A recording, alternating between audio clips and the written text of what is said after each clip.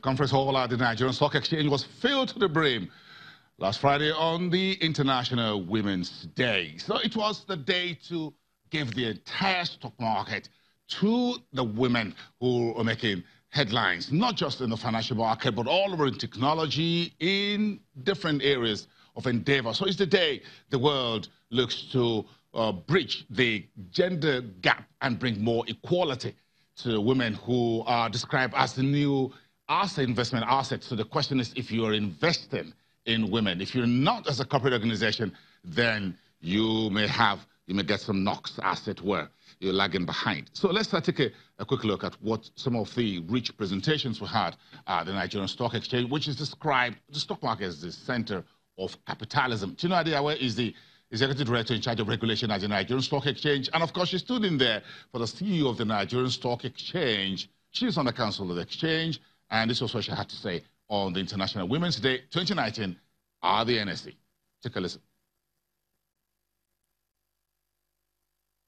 In 2016, I, Oscar Onyema, signed the NSE's commitment to the Women Empowerment Principles, reinforcing our support for gender equality globally.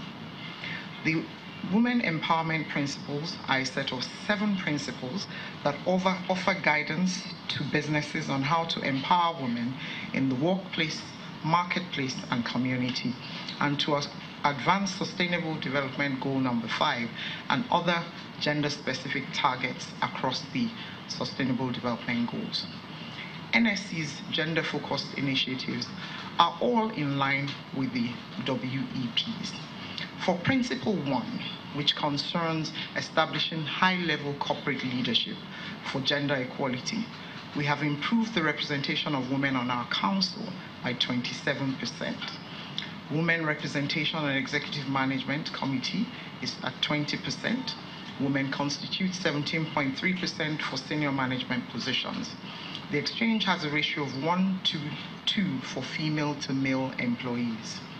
On Principle number 2, which requires us to treat all women and men fairly at work and to respect and support human rights and non-discrimination, NSC has implemented policies that promote fair opportunities for women, equal pay irrespective of gender, and equal career opportunities. Additionally, NSC provides 4 months of maternity leave, which is 1 month above industry average. The exchange has also introduced a 1-week paternity leave for male employees so that they can take time off work to support mother and child. Moreover, NSC has a creche where employees can bring their kids from birth till the age of 18 months. Although the Global Gender Gap Report 2018 by the World Economic Forum shows some evidence of progress amongst the 149 countries that were indexed, the progress to close the gender gap is slow, and it will take 108 years to close the gender gap and 202 years to achieve parity in the workforce. To me, Oscar Onyema, and the NSC, these timelines are not encouraging, especially when you recognize that it will take incredible scientific advancements in age longevity for any of us in this room, and quite possibly our children, to be around when the gender gap becomes a thing of history based on current trajectories. Today marks a call for action to accelerate gender parity by taking groundbreaking actions that truly drive the greatest change for women. The global theme for this year's International Women's Day, therefore, provides an opportunity to declare how we will balance our workplace and community for better. We need urgency, more action to deliver faster results. The way to do that is not to wait for someone else to act. We need to redouble our efforts and commitments as individuals as well as a community to live in gender equity. One way we can do this is by forcing ourselves to undertake an audit every time we do something. Not an audit on things we've done, but an audit about the things we're going to do to accelerate women's empowerment. To build a sustainable future, People of all genders must be included in solutions and decision-making for improved economic, social, and environmental well-being. It is critical that we continue to engage everyone actively in the fight against gender-based discrimination and violence. We have an opportunity to secure a better future and to raise a new generation of women who will be key drivers of global development across industries as we set our sights on the fourth industrial revolution. The NSE can play a crucial role to impress on our ecosystem, the business and investment community in Nigeria, the urgency of achieving gender parity. We can utilize every opportunity, such as presented by this event, to do some introspection and document useful suggestions on how to harness the innate capabilities of women by allowing them to flourish like their male counterparts. Tinoadia, we're Executive Director in charge of regulation at the Nigerian Stock Exchange, setting the tone for that International Women's Day discussion. So what are some of the introspections and suggestions for the way forward? Let's listen to, take a listen to some of the panelists who spoke on various issues around gender equality, parity, and how to bridge the gap. So I think that women have a disadvantage in terms of even our social circles, when we rise beyond the early stages of our careers. And I think that that's something that we really need to tackle.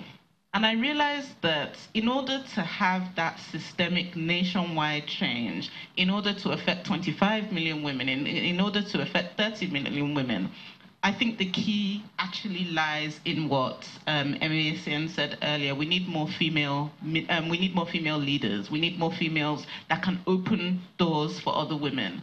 And I think that this is so important because there's this narrative around women not helping other women. But actually, I think that that's a bit false. I don't think men have helped us at all. If we're only 10% on every board, then where have they helped us to? If there are only 7 female senators in Nigeria, then how far have they helped us? I know lots of women that I supported across the country with their campaigns in this election. They didn't even get their party ticket. So where are they helping us to? They're not helping us anywhere. Whether it's men or women trying to make a hiring decision, when a woman comes into the room, and it's a software engineering role for many tech companies, they go like, we're actually talking about engineering, not like software sales, not like, you know, and all of that old stereotype has to be consciously managed and changed because just as you said, if you're coding a programming language, we can't tell if it's a man who wrote it or a woman, you know? So, and what we are seeing now is that if we don't get very conscious about it, as we move from traditional computing to artificial intelligence, where we need to build nuances of our humanity into machines, we will widen the gender gap more. Because when men program and they try to build an AI, they're going to build all of that bias into whatever it is that they are building. So the gap will continue to widen if we don't recognize that it is the best time to challenge ourselves as men or as women, remind ourselves that whether it's a man or woman, our intellect, our humanity, what is wired in the neurons of our brains can produce and can change the world. I think what we should do more is, you know, go to this rural area, and we need a lot of advocacy to talk to a lot of people through any means, on that jingle, neighbor to neighbor doors and all that. That is what we've been able to do. Like we going to the northern Nigeria in Kano City. We were in Kano State to start talking because everybody knows that in the northern Nigeria, you think women cannot do anything. No, they are just waiting for somebody that has been able to break the glass ceiling, like Madam mentioned before, to come to them and say, you know what, you can do better than what you're doing now. Why don't you come out and do this? So we took the initiative into Kano City about 3 years ago and started a pilot project for MacArthur Foundation. What did we do? It was the female mechanic drivers. Because we have to see, okay, can they just go into the workshop full time? No. So I said, okay, what we need to do, women drive cars, and I know they can drive. So why don't you take them through the routine maintenance for about 3 months? They know how to service a car, fix the brake pad and all this, then go into defensive driving for another 3 months. This was a successful one. We're looking for 50. We got over 100 women with their jar coming out to come and learn this. Where is our responsibility as individuals? Do we really believe in equality of both genders? And if we do, we have customs in Nigeria that a woman's place in the kitchen, you hear these things. It's not perpetrated by anyone but people sitting in this room. I mean, we're part of that collective. So if we really want to change things, there's a change internally we have to make around our young children coming up, around office, how to be professional women and men, around what you allow the man to be exposed to because he's the man of the house, he's the boy, and you know, the woman, the girls, okay, you can just, you know, sit around the corner. That starts from us. So if we really want to change things, we all have to shift our minds. I'm sitting here because my father and mother believed that I can do whatever I wanted to do. Many of us are sitting here because both parents believe that. So what are you believing about your children? What are you believing about the next generation? And how are you communicating that to them? That trickles all the way up to the glass ceiling. How about understanding the context?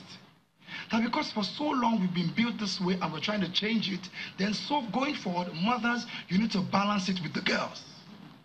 You tell the girls to look after the boys. You tell them to look after the home. You tell the boys to go and play. He's not doing anything. You need to change that. Let the girl wash the car today. Let the boy cook today. Swap the roles. It is what you put in the boy.